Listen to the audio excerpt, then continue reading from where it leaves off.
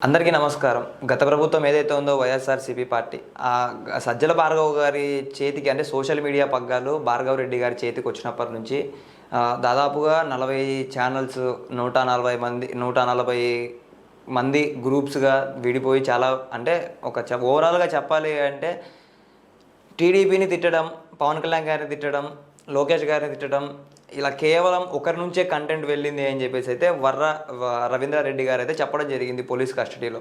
ఒకసారి అంటే ఏంటి దీని గురించి అనేది మనతో మాట్లాడడానికి ప్రస్తుతం అజ్మద్ బాబు గారు ఉన్నారు. సార్ని కనుక్కుందాం ఒకసారి. సార్ నమస్తే సార్. సార్ రవీంద్రారెడ్డి గారు ఆయన ఒక భారతీయ పిఏ గారు సార్. ఆయన చెప్పాలంటే యాక్చువల్లీ ఆయన ఇలాంటి వ్యాఖ్యలు చేయడం అంటే ఇప్పుడు పోలీస్ కస్టడీలో నిజాలు మొత్తం బయటికి చెప్తూ వస్తున్నారు. దాని గురించి మీరేమంటారు సార్?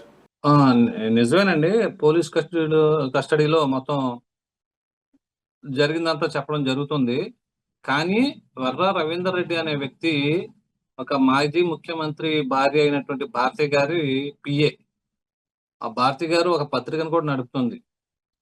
మరి భారతి గారికి తెలియకుండా రవీంద్రారెడ్డి అనే వ్యక్తి ఇటువంటి పనులు చేస్తాడు అని ఎవరు అనుకోరు. ఈ కంటెంటు మొత్తం తాడేపల్లి ప్యాలెస్ నుంచి నడిచింది. తాడేపల్లి ప్యాలెస్ లో ఎవరున్నారు? సజ్జల భార్గవ్ రెడ్డి. సజ్జల భార్గవ్ రెడ్డి ఈ అక్కడ భారతిరెడ్డి ఆధ్వర్యంలోనే ఈ కంటెంట్ తయారు చేయడం, సాక్షి మీడియాలో ఏవైతే తప్పుడు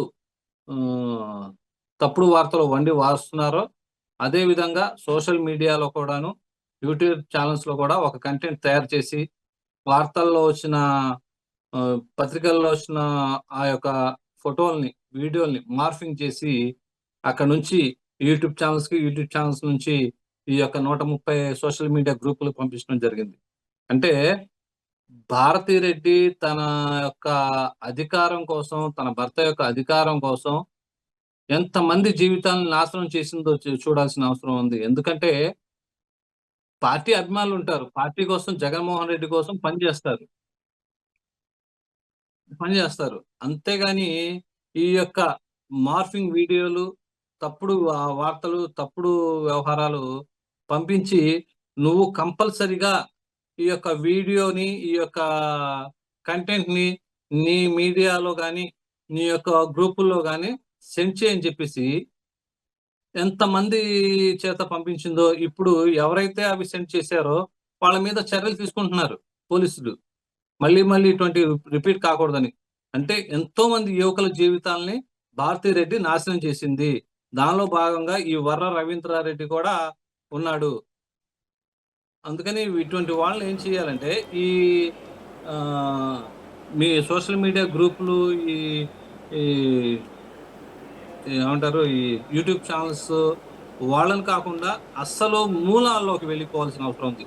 మూలాలకు వెళ్ళిపోతే దీన్ని ప్రోత్సహించింది ఎవరు, దీన్ని నడిపింది ఎవరు అన్నది బయటకు వస్తుందో అప్పుడు సజ్జల భార్గవ్ రెడ్డి కానివ్వండి, భారతిరెడ్డి కానివ్వండి, జగన్ రెడ్డి కానివ్వండి, వీళ్ళందరూ బయటకు వస్తారు. వీళ్ళందరినీ లోపలేసి కుమ్మితే గాని రాష్ట్రంలో ఇటువంటి అరాచక శక్తులకి, ఇటువంటి దుర్మార్గులకి స్థానం లేకుండా పోతుంది, మంచి వ్యవస్థ రూపొందబడుతుందని చెప్పేసి సందర్భంగా చెబుతుంది.